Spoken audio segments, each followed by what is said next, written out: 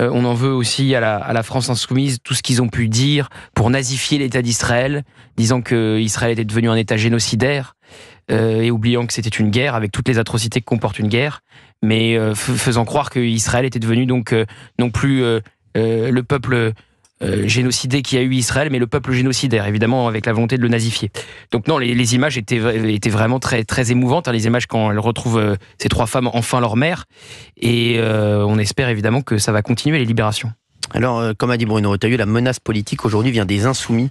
Ils font le jeu des islamistes pour des raisons électoralistes. Ça rejoint un petit peu ce que vous dites dans un autre contexte, mais ça rejoint ce que vous dites. Ah bah, on a des preuves tous les jours de cela. Déjà quand Ercilia Soudet regrette la dissolution du CCIF, c'était la semaine dernière à l'Assemblée nationale, cette députée LFI, le CCIF, collectif contre l'islamophobie, qui a participé à la cabale contre Samuel Paty, qui a une responsabilité dans les fake news, les fausses nouvelles qui ont circulé contre Samuel Paty et qui ont amené ensuite à son assassinat. Cette même Ercilia Soudet, quand elle va rendre visite en garde à vue à l'islamiste Elias Dimzalen, fiché S, antisémite, puis après elle fait une manifestation avec ce même homme qui appelle à l'intifada dans les rues de Paris, au soulèvement.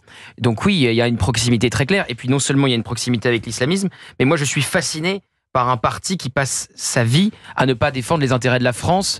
Quand il y a un bras de fer entre l'Algérie et la France insoumise prend le parti de l'Algérie. Donc la France insoumise devrait peut-être se rebaptiser l'Algérie insoumise.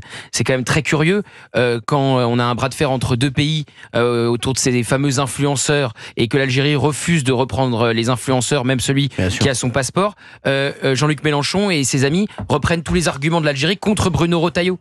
Donc je suis troublé de ça. Même chose pour Boualem Sansal, l'auteur franco-algérien qui est retenu dans les geôles algériennes. Il n'est pas défendu par la France insoumise. On reprend les arguments du régime algérien. Donc oui, non seulement l'Algérie préfère maintenant les dictatures étrangères à la France, mais participe à une proximité très claire avec l'islamisme.